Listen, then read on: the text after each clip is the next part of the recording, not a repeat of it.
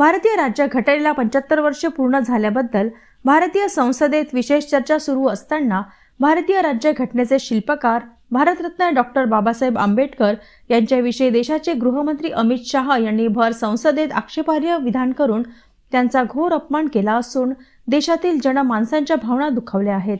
याबद्दल गृहमंत्री अमित शाह यांनी संसदेत जाहीर माफी मागावी आणि नैतिक जबाबदारी स्वीकारून आपल्या मंत्रिपदाचा राजीनामा स्वतःहून द्यावा अशी मागणी चंद्रपूर जिल्हा काँग्रेसचे जिल्हाध्यक्ष माजी आमदार सुभाष धोटे यांनी पत्रकार परिषदेत केली।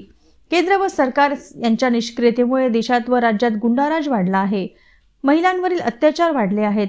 भाजपच्या गुंड प्रवृत्तीच्या कार्यकर्त्यांकडून काँग्रेस कार्यालयावर हल्ला होत आहे।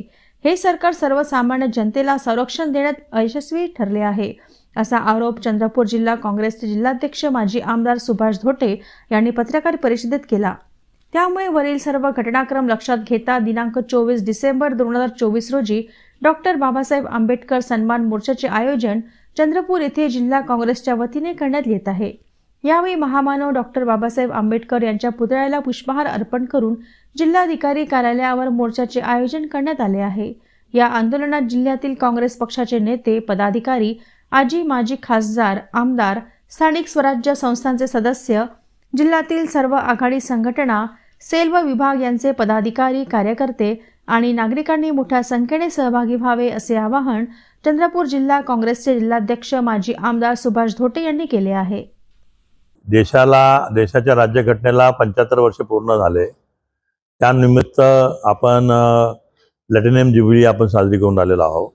त्या लोकसभेमध्ये राज्यसभेमध्ये त्याच्यावर जे डिबेट होतं त्या डिबेटमध्ये किंवा त्या चर्चेमध्ये भाग घेत असताना देशाच्या गृहमंत्र्यांनी परमपूज्य डॉक्टर बाबासाहेब आंबेडकरच्या संविधानाबद्दल आणि त्यांच्याबद्दल की ज्या प्रकारे अपमानास्पद जे विचार व्यक्त केले त्याचा निषेध म्हणून उद्या आम्ही मोर्चा काढून आलेलो आहोत। हा पहिला भाग।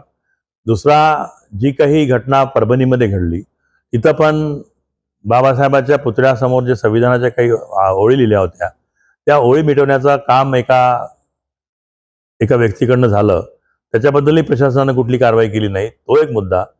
तिसरा बीड जिल्ह्यामध्ये संतोष देशमुख नावाच्या एका सरपंचाची जी निगडून हत्या केली आणि त्या हत्येबद्दल सुद्धा एका राजकीय पुढाऱ्याचा आणि राजकीय मंत्र्याचा हात आहे असं संस्कृत दर्शन दिसत आहे, पण त्याच्यावरही शासनाने कुठली अजूनपर्यंत कारवाई केली नाही।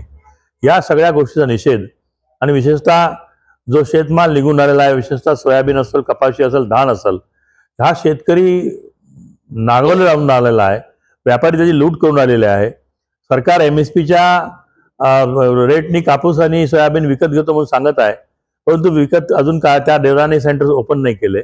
धानाला 20,000 रुपये बोनस देतो म्हणून जाहीर केलं, पण अजून धानाला बोनस सुद्धा दिला गेले नाही आहे।